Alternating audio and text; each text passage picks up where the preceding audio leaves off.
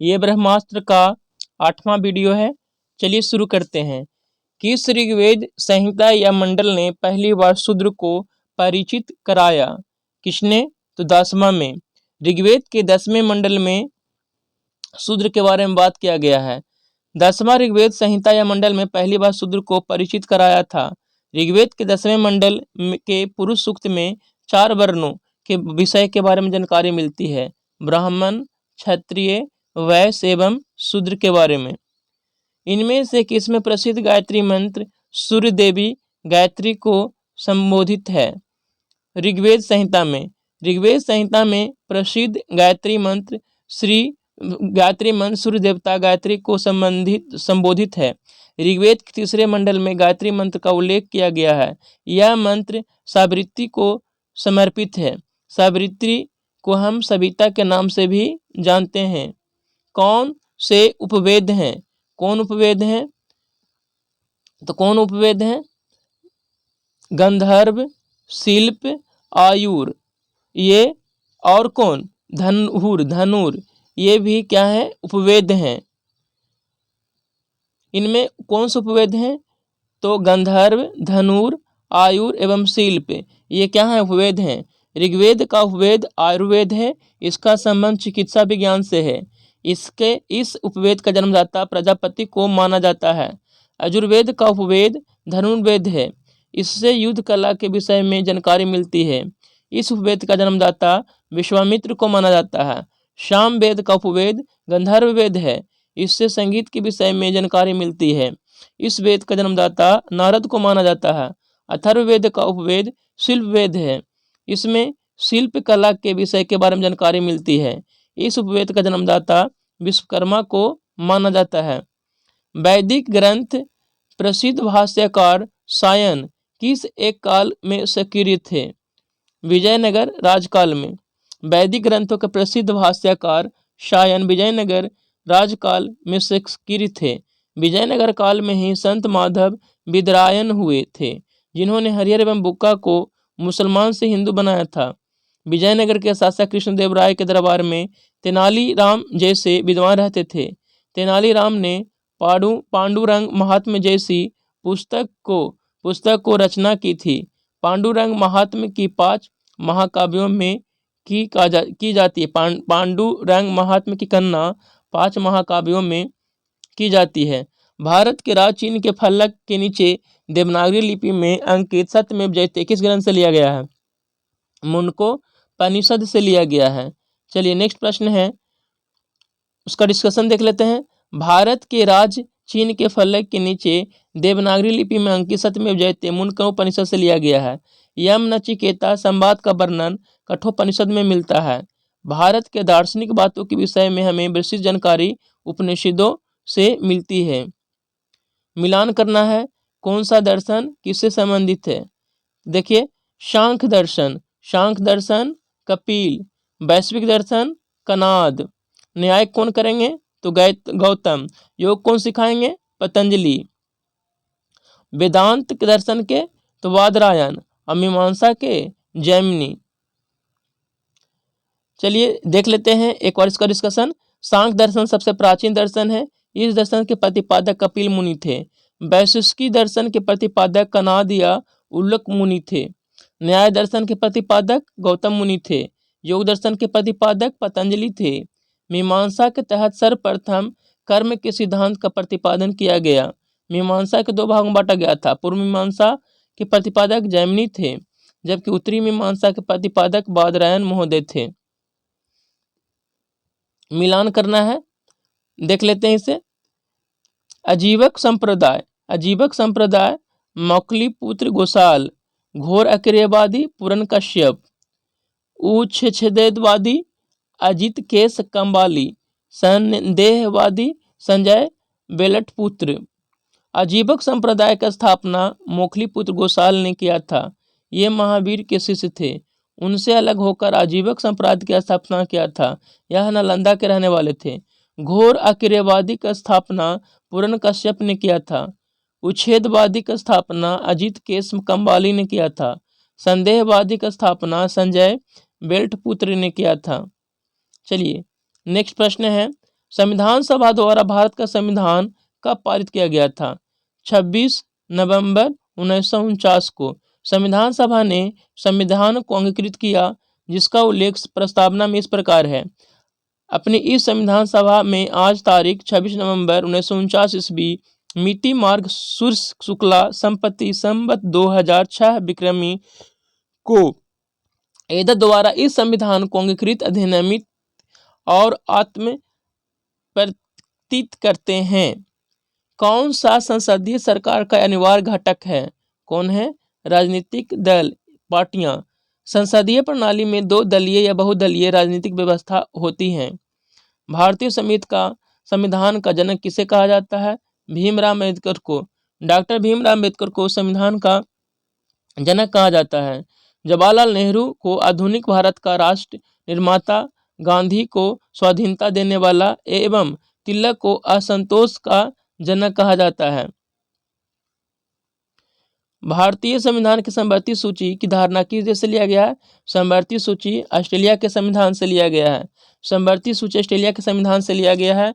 संविधान की 7वीं सूची में केंद्र एवं राज्य के बीच शक्ति का विभाजन किया गया है, जो संघ सूची, राज्य सूची एवं समवर्ती सूची के रूप में बटा हुआ है। वर्तमान समय में संघ सूची में 100 विषय, राज्य सूची में 66 और समवर्ती सूची में 52 विषय है। विधि की सर्वोच्चता कहाँ से लिया गया है? तो जापान से लिया गया है। संघीय प्रणाली कनाडा से। सर्वोच्च न्यायालय का अधिकार अमेरिका से लिया गया है। निम्न में से आध्यात्मक राष्ट्रपति वाली सरकार किस प्रकार से बनती है? तो कार्यकाल की निश्चित अवधि से, कार्यपालिका तथा विधान मंडल के सदस्य के बीच कोई दोहराव नहीं से, राष्ट्रपति का लोकमत द्वारा चुनाव से, यानी उपयुक्त सभी से। आध्यात्मक शासन व्यवस्था में राष्ट्राध्यक्ष एवं शासनाध्यक्ष दोनों एक ही व्यक्ति होता है, जिसे राष्ट्रपति कहा जाता है। राष्ट्रपति को जनता एक निश्चित कार्यकाल तक के लिए चुनती है। आध्यात्मक शासन व्यवस्था में कार्यपालिका एवं विधायिका में शक्ति का स्पष्ट विभाजन होता है। विधि का शासन की संकल्पना कहाँ के संवैधानिक प्रणाली की एक विशेषता है? तो ब्रिटेन की। चलिए नेक्स्ट प्रश्न है विधि का शासन ब्रिटेन के संविधान की विशेषता है। साथ ही अनुच्छेद 14 के तहत दिया गया कि विधि के समक्ष समानता का अधिकार भी ब्रिटेन के संविधान से लिया गया है, जबकि मौलिक अधिकार अमेरिका के संविधान से लिया गया है। अमेरिका के संविधान से मौलिक अधिकार न्यायिक पुनर्विलोकन, फ्रांस से गणतंत्रीय प्रणाली लिया गया है। आमतौर पर सिद्धांत और व्यवहार के बीच में कहाँ पर बड़ा अंतर देखा जाता है? फासीवादी प्रकार की सरकार में। अध्यात्मात्मक एवं संसाधनात्मक सरकार लोकतांत्रिक सरकार होती है, जहां सिद्धांत के आधार पर सरकार एवं दल को कार्य करना होता है।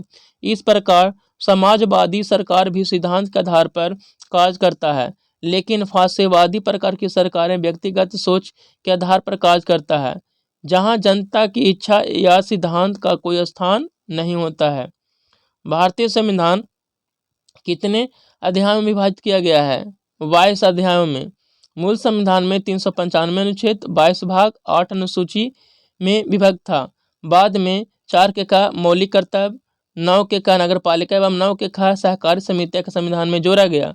वर्तमान समय में 25 अध्याय, 12 अनुसूची एवं 465 से अनुच्छेद हो गया है, लेकिन क्रम संख्या के आधार पर अभी भी 22 अध्याय ही है।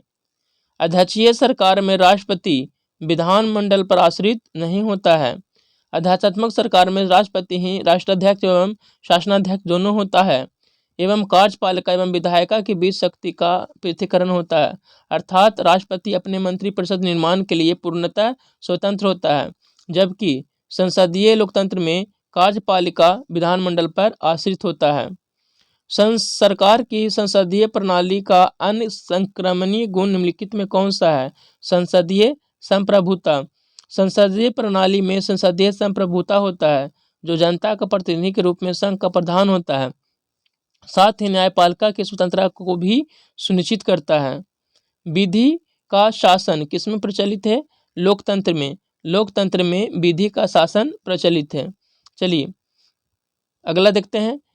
जब पृथ्वी सूर्य से अधिकतम दूरी पर पहुंचती है तो उसे संक्रांति के रूप में जाना जाता है। 4 जुलाई को पृथ्वी सूर्य से अधिकतम दूरी पर होती है, इसे अपसौर एपीहीलियन कहते हैं, और 3 जनवरी को पृथ्वी और सूर्य न्यूनतम दूरी पर होती है, इसे पीरिहेलियन कहा जाता है, उपसौर कहा जाता है। सूर्य की किरणें अनुलंबत गिरती हैं भूमध्य रेखा पर। सूर्य की किरणें भूमध्य रेखा 0 डिग्री अक्षांश पर अनुलंबत गिरती हैं। 21 मार्च और 23 सितंबर को सूर्य की किरणें विषुवत रेखा भूमध्य रेखा पर सीधी होती हैं। इस तिथि को विश्व भर में दिन व रात की अवधि बराबर होती है।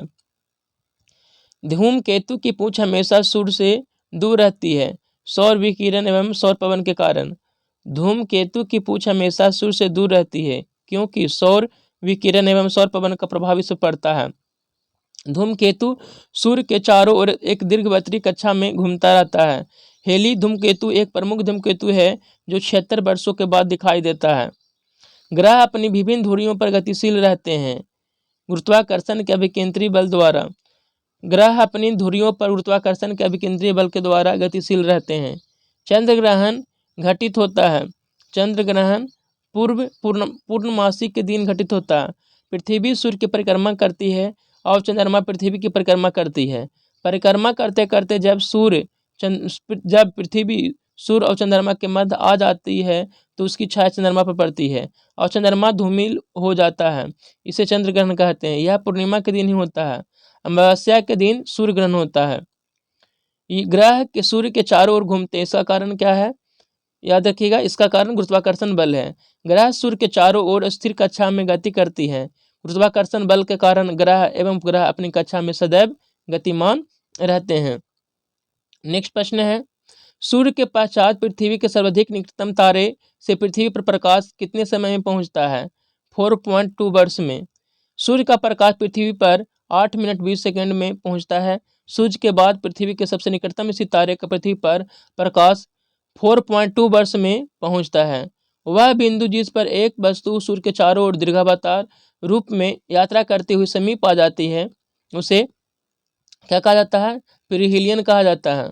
पृथ्वी द्वारा सूर्य का परिक्रमण करने के क्रम में कभी कभी पृथ्वी सूर्य के बेहद करीब आ जाती है, जिसे उपसौर कहा जाता है या पेरिहिलियन कहते हैं। वे कौन से ग्रह हैं जिसके चारों ओर परिक्रमा करने वाले उपग्रह नहीं है?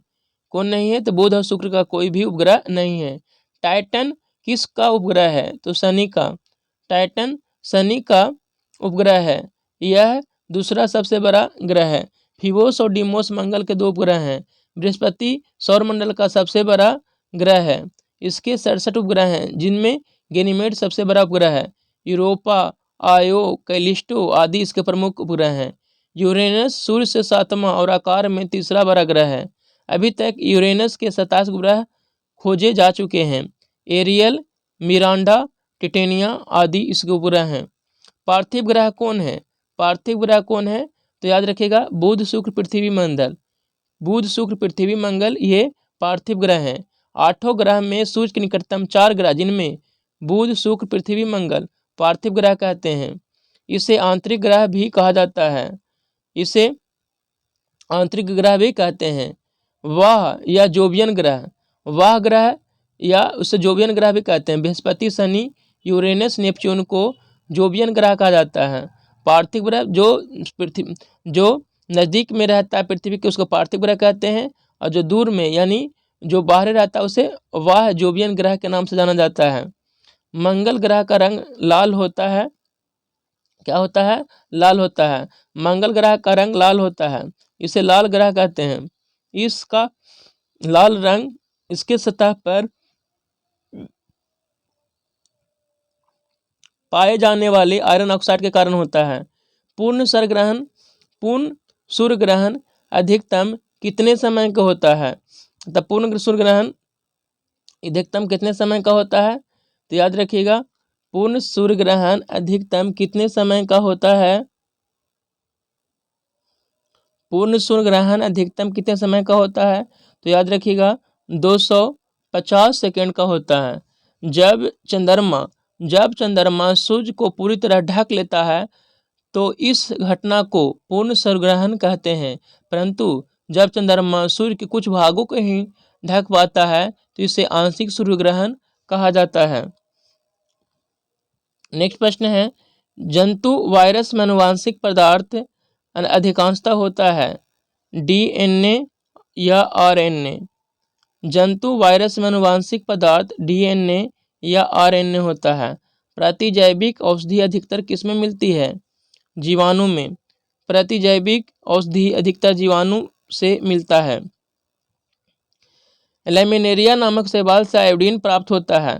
शैवाल के अध्ययन को फाइकोलॉजी कहते हैं। इसमें क्लोरोफिल पाया जाता है, जिसके कारण यह अपना भोजन स्वयं बनाता है। नीलहरित शैवाल यह धान के खेतों में पाया जाता है। कवक के अध्ययन को माइकोलॉजी कहा जाता है। यह अपना भोजन नहीं बनाता क्योंकि इसमें क्लोरोफिल नहीं पाया जाता है। यह हेटेरोट्रोप्स होता है। पेनिसिलियम नोटेटेटम से पेनिसिलिन नामक दवा बनाई जाती है।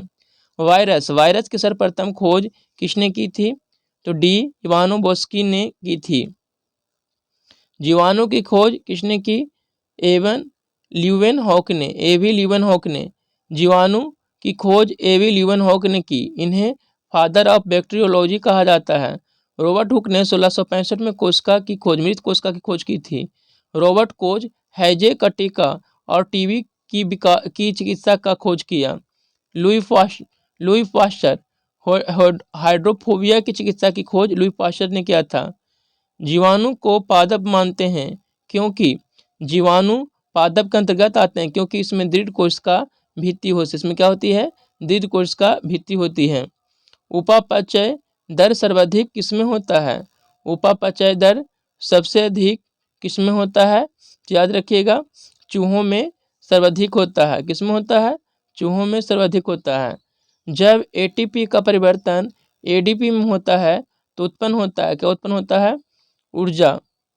जब एटीपी का परिवर्तन एडीपी में होता है तब ऊर्जा उत्पन्न होता है। उपापचय मेटाबॉलिज्म के परिणाम स्वरूप ऊर्जा किस रूप में तुरंत रखी जाती है? एटीपी में, एडेनोसिन ट्राइफॉस्फेट। उपापचय मेटाबॉलिज्म के परिणाम स्वरूप ऊर्जा एटीपी के रूप में रखी जाती है। एटीपी एडेनोसिन ट्राइफॉस्फेट को एनर्जी करेंसी कहते हैं। जब एटीपी से एक फास्फेट का अणु हटता है तब एडीपी एडेनोसिन डी फास्फेट का निर्माण होता है। एडीपी से एक फास्फेट अणु मिलकर एटीपी का निर्माण करता है। जब श्वसन ऑक्सीजन की अनुपस्थिति में होता है तब ग्लूकोज के एक अणु टूटकर पायरुविक एसिड के 2 अणु का निर्माण होता है। श्वसन की क्रिया में ग्लूकोज के टूटने की क्रिया को ग्लाइकोलाइसिस कहते हैं। ग्लाइकोलाइसिस में 4 एटीपी का निर्माण होता है, जिसमें 2 एटीपी खर्च हो जाता है तथा 2 एटीपी शेष बचता है।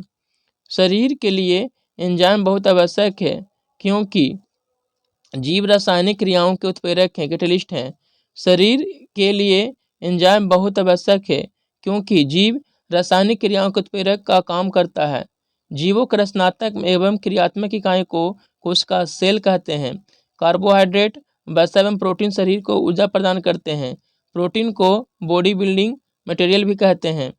3 क्रियाओं में नियंत्रक मस्तिष्क तथा मेरुरज्जु स्पाइनल कॉर्ड करता है। ग्लूकोज के जल तथा CO2 के पूर्ण अपघटन से कितने एटीपी का निर्माण होता है? तो 38 एटीपी का निर्माण होता है। नेक्स्ट प्रश्न है, किसी तत्व के परमाणु संख्या निम्नलिखित संख्या किसके बराबर होती है? तो नाभिक के प्रोटॉन की संख्या के बराबर होती है। किसी तत्व के परमाणु संख्या नाभिक के प्रोटॉन की संख्या के बराबर होती है। किसी तत्व के नाभिक में जितना प्रोटॉन होता है उतना ही उस तत्व के बाह्यतम कक्षा में इलेक्ट्रॉन होता है, लेकिन न्यूट्रॉन की संख्या घटती बढ़ती रहती है। शर्करा विलयन के किण्वन से बनने वाली गैस है, कौन है? तो कार्बन डाइऑक्साइड। शर्करा विलयन के किण्वन से बनने वाली गैस कार्बन डाइऑक्साइड है। ग्लूकोज के किण्वन का अंतिम उत्पाद है, कौन है? तो CO2 तथा C2H5OH।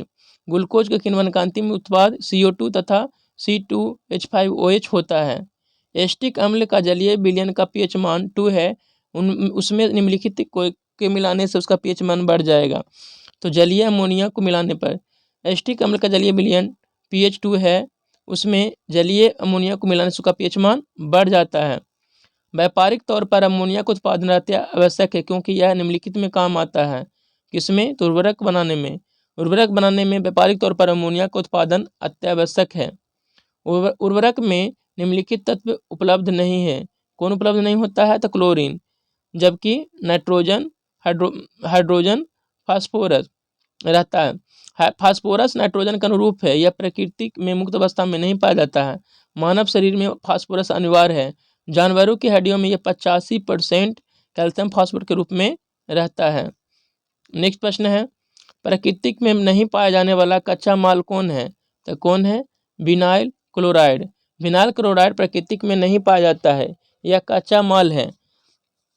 जल, रंगहीन, स्वादहीन एवं गंधहीन या ठोस, द्रव एवं गैस तीनों अवस्था में पाया जाता है। पेट्रोलियम एक प्राकृतिक ईंधन है। यह भूपर्पटी के बहुत नीचे अपसादी या परतदार चट्टानों के परतों के बीच पाया जाता है। इसे काला सोना, द्रव सोना भी कहा जाता है। PVC polyvinyl chloride. Vinyl chloride के बहुलीकरण से पॉलीविनाइल क्लोराइड प्राप्त होता है। इसका उपयोग पाइप बनाने में, विद्युत तार के कवर बनाने में, जूता के सोल इत्यादि में बनाने में होता है। ऐसा प्राकृतिक पदार्थ जो केवल एक ही तत्व से बना हुआ है और जिससे ऊर्जा प्राप्त की जा सकती है उसे क्या कहते हैं? कोयला। कोयला एक ऐसा प्राकृतिक पदार्थ है जो केवल एक ही तत्व से बना हुआ है, इससे ऊर्जा प्राप्त की जाती है। अपनी पिघली अवस्था में विद्युत का चालन करने वाला पदार्थ कौन है? समान लवण। समान या साधारण लवण सोडियम क्लोराइड अपनी पिघली अवस्था की विद्युत का चालन करने वाला पदार्थ है। पॉलीथीन उच्च ताप एवं दाब पर एथिलीन C2H4 के बहुलीकरण से पॉलीथीन बनता है। इसका उपयोग थैला बनाने में, बरसाती बनाने में होता है। कौन सा कथन गैसों पर लागू नहीं होता है? कौन नहीं लागू होता है? तो इनके अणु एक नियमित विन्यास में अत्यंत निकट से बंधे होते हैं, ये लागू नहीं होता है, ये गलत है। गैसों के अणु एक नियमित विन्यास में अत्यंत निकट से बंधे होते हैं, ये सही नहीं, गलत है। लोहे के उत्पादन के लिए जिस कच्ची वस्तु का इस्तेमाल होता है वो कौन है? तो वो कौन है? कोक है। चलिए नेक्स्ट प्रश्न है, जब कोई व्यक्ति बाहर तेज प्रकाश से एक अंधेरे कमरे में प्रवेश करता है तो कुछ देर तक स्पष्ट देखने में समर्थ नहीं होता। इसका कारण है परितारिका द्वारा पुतली को तुरंत न फैल पाना, क्योंकि वो धूप में सिकुड़ जाता है। नेत्र का समायोजन सिलियरी मसल के द्वारा होता है। नेत्र का समायोजन सिलियरी मसल के द्वारा होता है। वृद्धावस्था में लिखना पढ़ने हेतु चश्मा ऐनक लगाना पड़ता है, क्योंकि नेत्र की समायोजन क्षमता में कमी आ जाती है। वृद्धावस्था में लिखने व पढ़ने हेतु चश्मा लगाना पड़ता है, क्योंकि नेत्र की समायोजन क्षमता में कमी आ जाती है। आकाश की नीलिमा का कारण क्या है? पृथ्वी के वायुमंडलीय द्वारा अन्य वर्णों की अपेक्षा नीले वर्ण का अधिक प्रकीर्णन होना आकाश की नीले होने का कारण है। आकाश की नीलिमा का कारण पृथ्वी के वायुमंडल द्वारा अन्य वर्णों की अपेक्षा नीले वर्ण का अधिक प्रकीर्णन होना है। जब प्रकाश किसी ऐसे माध्यम से गुजरता है जिसमें धूल तथा अन्य पदार्थों के अत्यंत सूक्ष्म कण होते हैं तो इनके द्वारा प्रकाश सभी दिशाओं में असमान रूप से प्रसारित हो जाता है। इस घटना को प्रकाश का प्रकीर्णन कहते हैं। बैंगनी रंग के प्रकाश का प्रकीर्णन सबसे अधिक और लाल रंग का सबसे कम होता है। अंतरिक्ष यात्री को वह अंतरिक्ष कैसा प्रतीत होता है? तो श्याम प्रतीत होता है, यानी काला प्रतीत होता है। अंतरिक्ष यात्री एस्ट्रोनॉट को वह अंतरिक्ष काला प्रतीत होता है। वह अंतरिक्ष में स्थित अंतरिक्ष यात्री सभी दिशाओं में दिन के समय तारे देख पाता है। वह अंतरिक्ष में स्थित अंतरिक्ष यात्री सभी दिशाओं में दिन के समय तारे देख पाता है। चलिए नेक्स्ट प्रश्न है, सूर्यास्त के पूर्व सूर्य गहरा नारंगी लाल अभावयुक्त प्रतीत होता है, क्योंकि सूर्य के प्रकाश को अधिक मोटे वायुमंडल से गमन करना पड़ता है, जिससे अन्य वर्ण प्रकीर्णित हो जाते हैं और पृथ्वी तक नहीं पहुंच पाते हैं। सूर्यास्त के पूर्व सूर्य गहरा नारंगी लाल आभायुक्त प्रतीत होता है, क्योंकि सूर्य के प्रकाश को अधिक मोटे वायुमंडल में गमन करना पड़ता है, जिससे अन्य वर्ण प्रकीर्णित हो जाते हैं और पृथ्वी तक नहीं पहुंच पाते हैं। साबुन के बुलबुलों को श्वेत वर्णी प्रकाश में देखने पर उनके अनेक रंग दिखाई पड़ते हैं। ऐसा बुलबुलों द्वारा प्रवर्तित प्रकाश को व्यतिकरण के कारण होता है। साबुन के बुलबुलों को श्वेत वर्णी प्रकाश में देखने पर उनमें अनेक रंग दिखाई पड़ते हैं। ऐसे बुलबुला द्वारा परावर्तित प्रकाश के व्यतिकरण के कारण होता है। जब समान आवृत्ति की दो प्रकाश तरंगें किसी माध्यम में एक ही दिशा में गमन करती है तो उनके अध्यारोपण के फलस्वरूप प्रकाश की तीव्रता परिवर्तित हो जाती है। इस घटना को प्रकाश का व्यतिकरण कहते हैं। वस्तुओं के त्रिआयामीय प्रतिबिंबों, थ्री डायमेंशनल इमेज के अभिलेखन की तकनीक क्या कहलाती है? होलोग्राफी कहलाती है, स्वलेखन कहलाती है। वस्तुओं की त्रिआयामी प्रतिबिंबों, थ्री डायमेंशनल इमेज का अभिलेखन का तकनीक होलोग्राफी, स्वलेखन कहलाती है। एक स्थान से दूसरे तक तरंग के गमन में ऊर्जा का अभिगमन होता है। एक स्थान से दूसरे स्थान तक तरंग के गमन में ऊर्जा का अभिगमन होता है। ध्वनि का तरत्व, पिच या तीक्ष्णता, श्रीलिनेस का निर्धारण ध्वनि की आवृत्ति से होता है। इस तरह से ये वीडियो समाप्त हो गया। धन्यवाद। आप लोग इसे सिर्फ रोज सुनिए और इसे आप एक रूटीन में शामिल कर लीजिए। इससे क्या होगा, आप लोग को प्रतिदिन रिवीजन होता रहेगा। धन्यवाद।